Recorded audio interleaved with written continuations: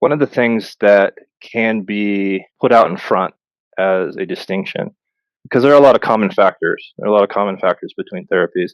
One of the things we want to really emphasize in CMI is that the process of extinction as a mechanism or a technique or a phenomena for reducing symptomology and distress, this extinction process is one where the therapist in the therapy would endeavor to reduce the impact or the effect of some, and I'll insert a CMI word, critical memory. So some sort of like automatic response to reduce the effect of that through different techniques or strategies, like, a Socratic process. Okay, I'm feeling this negative emotion. Does it make sense? So I engage a Socratic process.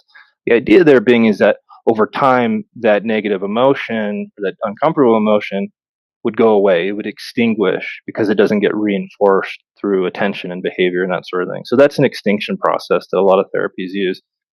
What CMI does, it's very different, and some other therapies are in the same trajectory, is this idea of expansion. So when that negative emotion shows up, instead we would move toward it instead of trying to manage it or develop some parallel process that we could engage to reduce the impact or the experience of that negative emotion. CMI says no, head into that negative emotion, that uncomfortable emotion or sensation is a signal. That's a CMI term. That's a signal that we want to listen to approach, to move toward, to value. And so this leads right into the next idea in the difference between explanation and experience.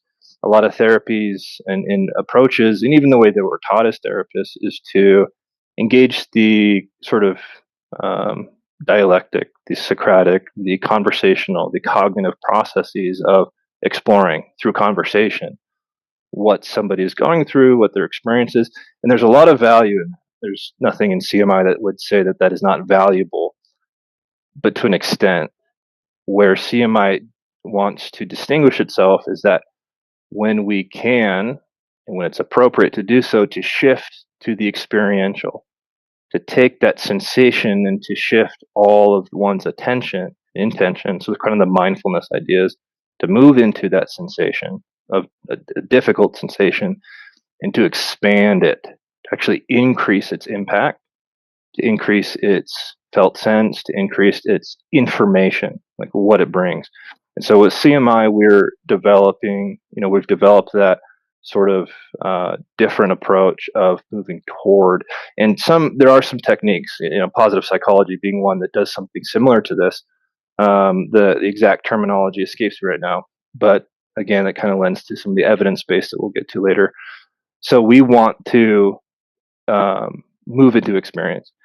And then and this isn't a huge distinction because I think a lot of folks would immediately recognize that well-being and growth and the development of the individual is incredibly important. And a lot of the sort of traditional, not so much conventional, but the traditional approaches did really have this. Some like the psychoanalytic and psychodynamic and some of the humanistic approaches do see the well-being versus pathology as a good distinction to make. CMI does it, and we're trying to bring that back in a way that's consistent with updated and modern research.